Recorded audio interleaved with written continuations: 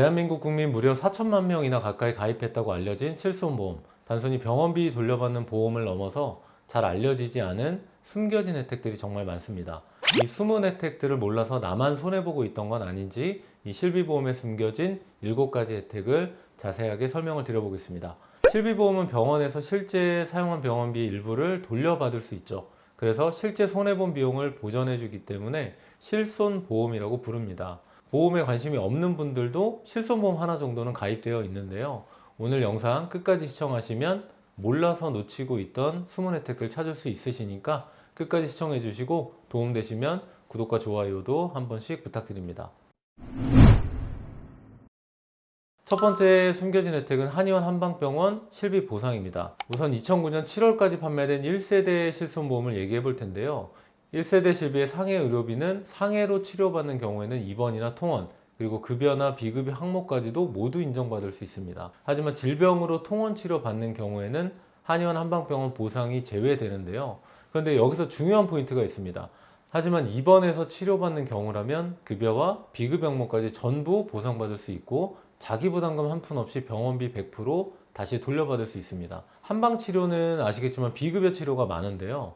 입원해서 치료받는 경우에 비급여까지 100% 보상이 가능하다는 점, 이 부분은 꼭 기억해 주시면 되겠습니다. 다음은 2세대 실비보험으로 2009년 8월부터 가입된 분들입니다. 여기부터는 조금 달라지는데요. 한의원 한방병원의 비급여 항목은 모두 보상에서 제외가 되지만 급여 항목은 입원이나 통원 구분 없이 보상 가능하다는 점인데요.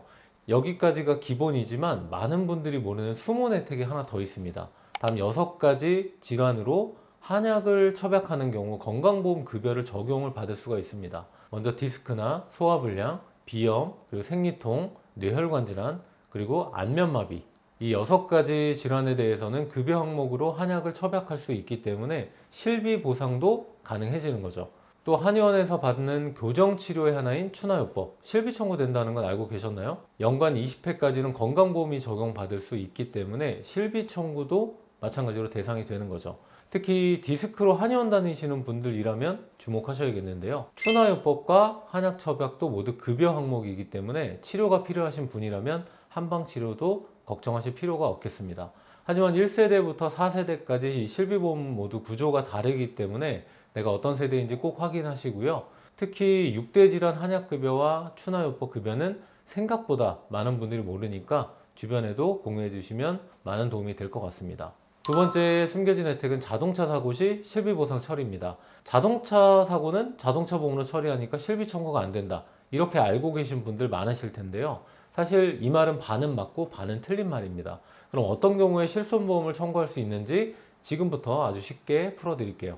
어떤 자동차 사고에서 실비 청구가 가능할까? 먼저 실손보험이 적용되려면 조건이 있습니다. 첫 번째 조건은 자동차 대 자동차 사고여야 합니다. 혼자 미끄러진 사고나 부주의로 인한 단독사고, 또 보행자의 사고나 이런 경우는 실손보험 적용이 안 될 수 있습니다. 그러니까 자동차 대 자동차 사고일 경우 실비 대상이 될 수 있다는 거고요. 두 번째 조건은 과실이 0%인 무과실 피해자가 아니어야 합니다. 내가 과실이 0%인 완전 피해자라고 한다면 병원비는 상대보험에서 전부 부담을 하겠죠. 즉 내가 직접 낸 돈이 없으니까 실손보험 청구도 안 되는 겁니다. 하지만 여기에서 내 과실이 조금이라도 있다면 실손보험에 청구할 수가 있는데요. 내가 병원비를 직접 낸 적이 없는데 실손 청구가 어떻게 가능하지? 이 부분이 가장 헷갈리겠죠.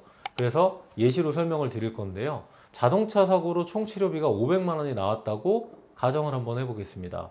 그리고 사고 당시 내 과실이 20%였다고 하면 이후 합의금을 산정할 때 내 과실 비율인 20%인 100만 원을 빼고서 합의금으로 지급하게 됩니다. 내가 병원비를 직접 낸 적은 없지만 이 합의금에서 100만 원이 빠졌기 때문에 이 부분이 바로 내가 실제 부담한 비용, 그리고 이 100만 원이 실손보험에서 청구 가능한 금액이 됩니다. 두 번째는 과실이 0%인 무과실이라고 해도 실손 청구가 가능한 경우가 있는데요. 자동차 보험에서 보상되지 않은 치료비가 있다면 해당 치료비를 실비 청구할 수 있습니다. 예를 들어 비급여 검사나 자동차 보험에서 제한되는 항목 등이 이런 경우겠죠.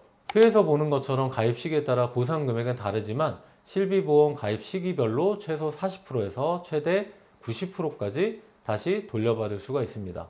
이렇게 자동차나 산재 사고에서 가장 유리한 경우는 바로 1세대 실비의 상해 의료비 특약인데요. 예를 들어 병원비가 1,000만 원이 나왔다면 내가 병원비를 실제 낸 적은 없지만 총 발생 병원비 기준으로 50%인 즉 500만 원을 보상을 받을 수 있습니다. 여기서 중요한 포인트가 실제 부담한 비용이 아니라 총 발생한 병원 치료비 기준으로 지급 기준이 정해진다는 겁니다. 그래서 설계사들이 1세대 실비 중에서 상해 의료비 특약은 절대 해지하면 안 된다라고 말하는 이유가 여기에 있는 겁니다. 자동차 사고나 산재 사고로 인해 치아가 깨져서 임플란트가 필요한 경우도 있죠. 하지만 비급여 치료비까지도 모두 보상이 가능하기 때문에 이 부분을 꼭 기억해 주시고 활용해야 합니다. 실손보험은 원칙적으로 실제 손해본 비용 기준으로 보상을 하지만 이 상해 의료비 특약만큼은 예외 규정이 존재하기 때문입니다. 정리해보자면 자동차 대 자동차 사고일 경우 내 과실이 조금이라도 있으면 실손 청구가 가능하다는 거고요. 과실 0%인 무과실 피해자라고 해도 자동차 보험에서 보상되지 않은 치료비는 마찬가지로 실비 청구가 가능한 점, 그리고 실비보험은 가입 시기에 따라 최소 40%에서 90%까지 보상이 가능하다는 점, 그리고 1세대 상해 의료비는 실제 본인 부담금이 아니라 총 병원비 발생 기준 50% 보상이 된다는 점 기억을 해주시면 좋겠습니다. 실손보험의 세 번째 숨겨진 혜택은 자기부담 상한제입니다. 실손보험은 가입한 시기에 따라서 1세대부터 4세대까지 나뉘고요. 자기부담률, 그리고 보험료 갱신 주기, 재가입 주기 또한 모두 다릅니다. 2009년 10월 이전에 가입한 1세대 실손보험은 이번 시에는 자기부담금이 없었죠. 즉 입원으로 치료받고 병원비가 1,000만 원이 나와도 1,000만 원 전부를 돌려받을 수 있었고요. 그러다가 2세대 실손부터는 자기부담금이 생겨납니다. 2009년 10월 이후 가입자가 해당이 되고요. 이때부터는 입원 시에 병원비 10%를 환자가 부담하게 되죠. 그리고 2017년 4월 이후부터가 3세대 실손보험인데요. 이때부터는 급여 10%, 비급여 20%를 각각 공제하도록 자기부담금이 생겨납니다. 하지만 1에서 3세대 실비보험의 경우는 본인이 부담 의료비가 연간 200만 원을 초과하는 경우 그 초과 금액은 보험사에서 보상한다는 약관 규정이 있습니다. 4세대 실비의 경우는 급여 20%, 비급여 30%까지 자기부담금이 설정되지만 자기부담 상한제는 급여 항목에 한해서만 보상된다는 점이 있어서 상대적으로 실효성은 좀 떨어질 수 있다는 점 참고해 주시고요. 하지만 여기에 숨은 혜택이 바로 자기부담 상한제 덕분에 치료비를 걱정하실 필요가 없다는 겁니다. 보험금 지급에 관한 약관을 보면 연간 자기부담금이 200만 원을 초과하는 경우 그 초과 금액은 보상한다는 규정이 있습니다. 따라서 병원비를 5천만 원을 사용해서 자기부담금이 1,000만 원이 발생한다고 해도 실제 부담한 금액은 200만 원으로 상한선을 정해뒀기 때문에 실제 보상은 4,800만 원을 보험사로부터 다시 보상을 받을 수 있습니다. 다만 4세대 실비의 경우는 비급여 항목에는 적용되지 않는 점 참고해 주시고요. 실손보험의 네 번째 혜택은 바로 납입중지 기능입니다. 실손보험 중복가입자가 22년 9월 말 기준으로 약 150만 명이나 된다고 하는데요. 그 중에서 약 140만 명이 회사에서 가입해준 단체 실비보험과 개인 실비보험이 중복 가입했다는 부분인데요. 실제로 제가 상담하면서 중복 가입된 분들을 종종 보게 되는데 중복 가입된 사실을 모르거나 또 납입을 중지했다가 다시 재개할 수 있는 기능이 있다는 걸 대다수가 잘 모르고 있습니다. 보험 광고는 심의 기준을 준수하였으며 유효기간은 심의일로부터 1년입니다. 아시겠지만 실비보험은 중복 보상이 아닌 비례 보상이죠. 예를 들어 100만 원의 병원비가 나왔다면 A라는 보험사에서 50%, 그리고 B라는 보험사에서 50% 이렇게 비례해서 보험금을 보상받기 때문에 중복 가입해서 돈만 낭비하는 경우가 많다는 거죠. 2023년 1월 1일부터는요, 개인 실비와 단체 보험 중복 가입한 경우에 둘 중 하나를 선택해서 중지할 수 있는 제도가 생겼습니다. 그러니까 단체 실손보험을 중지한 경우에는 해당 보험료는 회사가 아닌 또 당사자 본인에게 직접 환급할 수 있도록 제도가 변경이 됐고요. 그럼 개인 실비를 중지하려는 분들이 상대적으로 많을 텐데 퇴직하게 되면 회사에서 가입한 단체 실비보험은 더 이상 보장이 안 되는 거잖아요. 이때 중지했던 개인 실비를 다시 재개 요청할 경우에 둘 중 한 가지를 선택해서 재개할 수 있다는 점도 개선이 되었습니다. 그러니까 중지할 당시에 개인 실비보험 그리고 재개 시점에 현재 판매되는 실비보험 중에서 한 가지를 선택할 수 있도록 제도가 개선이 되었다는 부분이고요. 특히 공무원분들이 퇴직하면서 단체 실비보험을 유지하다가 다시 개인 실비보험을 가입하려고 하면 이제는 뭐 혈압이나 당뇨와 같은 만성질환이나 또 다른 병력으로 가입이 제한되는 경우를 많이 볼 수 있었습니다. 이럴 때 두 가지 방법이 있습니다. 먼저 가장 안전하고 확실한 방법은 현재 특별한 병력이나 만성질환이 없다면 개인 실비를 가입 후 1년이 지나면 이 개인 실비를 중지할 수 있기 때문에 이분들한테는 아주 유용한 기능이 될 거라고 생각합니다. 다섯 번째 숨은 혜택은 태아 때 가입한 실비보험입니다. 실비보험은 선천성 뇌질환은 보장하지 않는다고 약관에 명시가 되어 있습니다. 하지만 태아 때 가입한 실비보험은 선천성 뇌질환을 보장하는 조항이 포함되어 있는 경우가 많습니다. 그러니까 뇌 관련 질환은 검사 치료 비용이 매우 많이 들 수 있는 질병인데, 대표적인 예를 들어 선천성 뇌기형이나 신경발달 이상, 그리고 경련, 뇌전증, 또 출생 후 발견되는 뇌구조 이상, 이러한 뇌 질환 같은 경우 정밀 검사가 필요할 수 있고요. 신경과 진료, 장기적인 약물 복용 치료 시에 수백만 원 이상이 들기도 합니다. 하지만 태아 때 가입한 실비는 이러한 진료비를 보장해주는 경우가 많기 때문에 해지 시 정말 큰 손해가 될 수 있고, 이 선천성 질환의 기왕력으로 보험 가입에 제한될 수 있습니다. 아이가 이미 다음과 같은 기록이 있다면 발달 지연, 경련 의심, 뇌 초음파 이상, 신경과 진료 이력, 특히 선천성 소아 뇌질환 관련 기록은 보험사에서 매우 신중하게 보기 때문에 실비 가입 자체가 불가능해지는 경우가 많습니다. 많은 부모님들이 아이의 건강이 좋아 보여서 실비를 해지했다가 이후 어린이 성장 과정에서 뒤늦게 발견되는 신경이나 뇌 발달 이슈로 인해서 후회하는 경우가 적지 않습니다. 이러한 뇌 신경계 질환은 출생 직후보다 성장 과정에서 발견되는 경우가 정말 많기 때문입니다. 결론은 태아 때 가입한 실비보험은 선천성 뇌질환까지 보장하는 매우 귀한 약관일 가능성이 크기 때문에요. 해지하지 않는 것이 현명합니다. 그리고 여섯 번째 실비보험에 숨겨진 혜택은 실손보험료 환급제도입니다. 유학이나 출장 등으로 해외에 3개월 이상 체류한 분들이라면 굉장히 중요한 내용인데요. 1세대 실비보험을 제외한 나머지 실비보험에서는 해외에서 치료한 병원비를 보장하지 않습니다. 따라서 3개월 이상 해외 체류한 기간 동안 납입한 실비보험료를 다시 환급해주고 있는데요. 다만 해외 의료비를 보장하지 않는 2009년 8월 이후 가입자는 환급 대상이라는 점 참고해 주시면 되겠고요. 그리고 실비보험 면책기간에 해당됐을 때 활용할 수 있는 보험금 환입제도입니다. 먼저 1세대 실비의 경우 상해 사고의 경우 다쳐서 치료받는 경우는 사고일 기준 365일 동안만 보장하는데요. 이때 입원일이 아니라 실제 사고가 발생한 일자를 기준으로 면책기간이 계산된다는 거 굉장히 중요한 내용입니다. 예를 들어 골절로 핀 삽입 수술 후 1년이 지나서 다시 이 핀 제거 수술을 한 경우 이 사고일로부터 1년이 지났다면 보상이 안 되는 거고요. 그리고 질병의 경우는 질병 발병일 기준 365일 동안 보장한 이후에 이후 180일이라는 6개월 동안의 면책기간이 생기게 됩니다. 이 180일이 다시 지나야만 다시 보장이 재개되는 거고요. 따라서 발병일로부터 365일과 그 이후 180일 면책기간을 계산해야 하기 때문에 보험사에 미리 면책기간을 확인하시는 게 중요합니다. 많이 발생하는 실제 사례는 디스크인데요.